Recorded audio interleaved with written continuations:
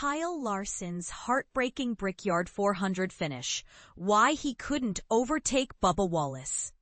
In a gripping showdown at the Indianapolis Motor Speedway, Kyle Larson's aspirations to clinch the Brickyard 400 title for a second consecutive year fell just short as he finished in second place behind Bubba Wallace. Larson, the 2021 NASCAR Cup Series champion, faced a challenging race that was marked by strategic decisions and a bit of luck. The race took a dramatic turn when NASCAR displayed the red flag due to a rain shower affecting Turn 1. This led to an overtime restart where Larson found himself positioned right next to Wallace. However, after a subsequent caution necessitated another restart, Larson's number 5 Hendrick Motorsports Chevrolet struggled to keep pace with Wallace as the cars accelerated back into the race.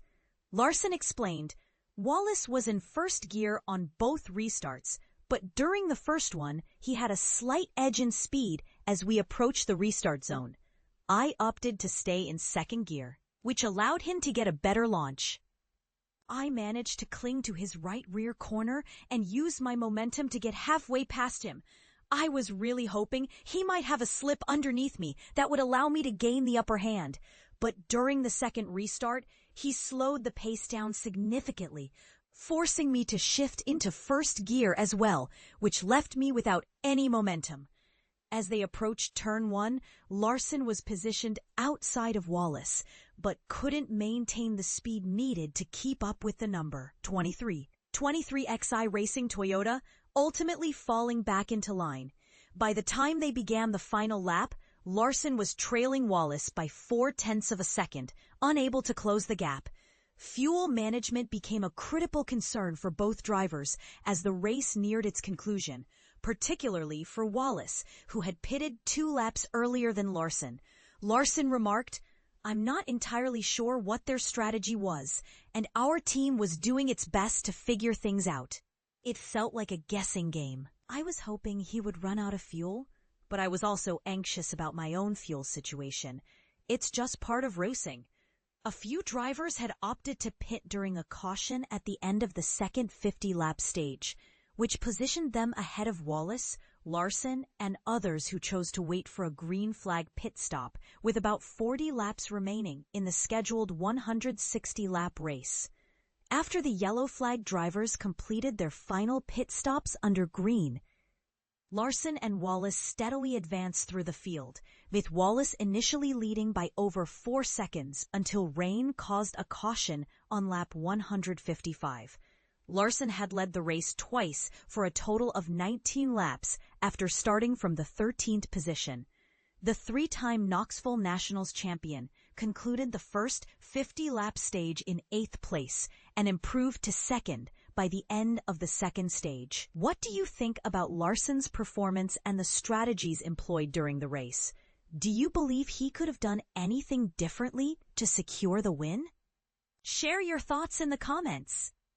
Bubba Wallace makes history, first black driver to win Brickyard 400. Bubba Wallace made history in a thrilling and unforgettable way at the Brickyard 400, becoming the first black driver ever to claim victory on the iconic 2.5-mile oval at Indianapolis Motor Speedway.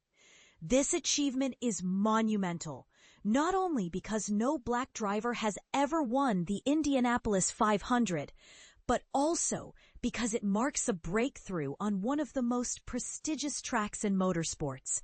But here's where it gets even more intense. Wallace had to battle through a nerve-wracking 18-minute rain delay, 2 dramatic overtime restarts, and the looming threat of running out of fuel, all while fending off the relentless defending champion Kyle Larson. The stakes couldn't have been higher.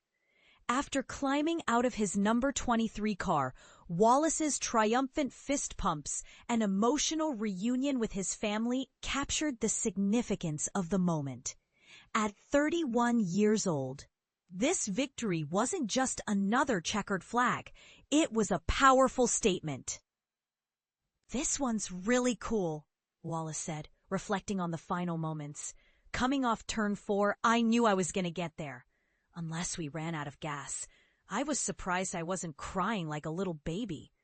This win marked Wallace's third career NASCAR Cup Series victory, and his first in one of the sport's 4 crown jewel events, which include the Daytona 500, Coca-Cola 600, and Southern 500. It also ended a long 100-race drought since his last win at Kansas in 2022 and secured his spot in the playoffs. His previous victory was at Talladega in 2021, making this a significant comeback. The final margin of victory was a razor-thin .222 seconds, but that number hardly tells the full story of the tension and drama. Larson had been closing a massive 5.057-second gap with just 14 laps remaining, shrinking it to about 3 seconds before rain forced a caution with only 4 laps left. The cars stopped on pit lane, leaving Wallace and his team scrambling to decide whether to prepare for a restart or to conserve fuel and pit. The whole time I'm thinking, are we going? Are we not? Wallace recalled. I leaned more towards, I know we're going to go back racing. Be ready. Don't get complacent here. When the green flag dropped again, Wallace surged ahead of Larson through turn 2. Only to have a crash behind them trigger a second overtime. This forced his crew to quickly reassess fuel levels and strategy. Wallace was determined to win the race on his own terms. The first thing that went through my mind was, here we go again, he said. But then I said, I want to win this straight up. I want to go back racing. Here we are. On the final restart, Wallace once again outpaced Larson and pulled away, denying Larson a chance to become the 4th driver in recent history to win back-to-back Brickyard 400 races. This victory also helped ease the sting from the previous day's qualifying session, where Wallace had held the provisional pole for most of the time, only to be edged out by Chase Briscoe in the closing moments. Beyond the personal triumph, this win was a huge boost for 23XI Racing, the team co-owned by basketball legend Michael Jordan and recent race winner Denny Hamlin. The team is currently engaged in a legal battle with NASCAR over its charter status, making this victory even more meaningful as a demonstration of their competitiveness and resilience. Reflecting on the final laps, Wallace admitted the emotional roller coaster he experienced. Those last 20 laps there were ups and downs, and I was telling myself, you won't be able to do it. Once I'd seen it was Larson, I knew he won here last year, and he's arguably the best in the field. So to beat the best, we had to be the best today.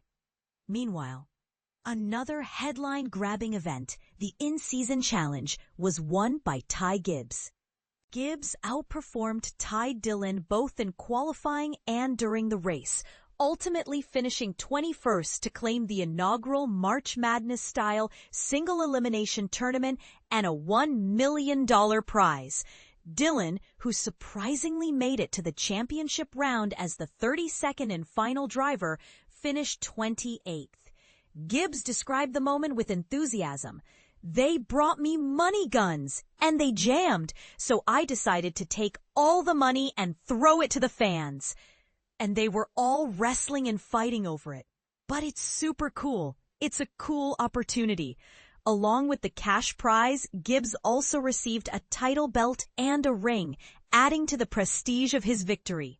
This historic win by Bubba Wallace raises some compelling questions. How will this breakthrough impact diversity and inclusion in NASCAR moving forward?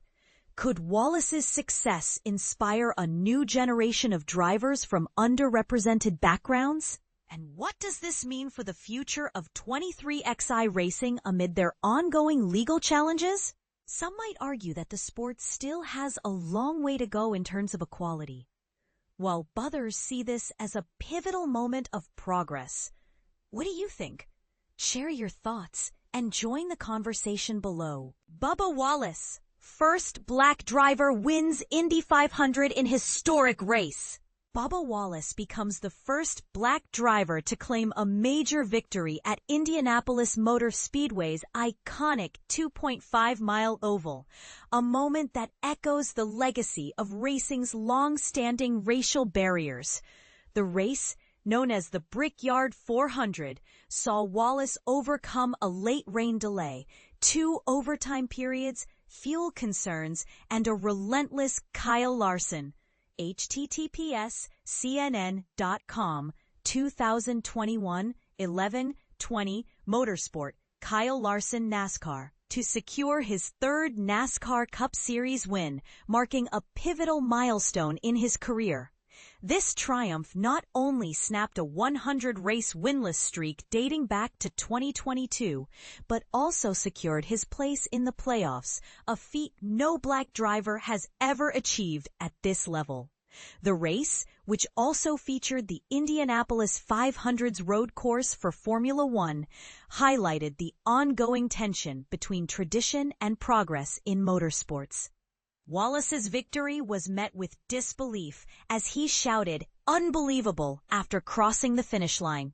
Though the final margin was just 0.222 seconds, the race was far from a clean win. Larson, trailing by 5.057 seconds with 14 laps remaining, saw the gap shrink to about 3 seconds as the yellow flag signaled rain.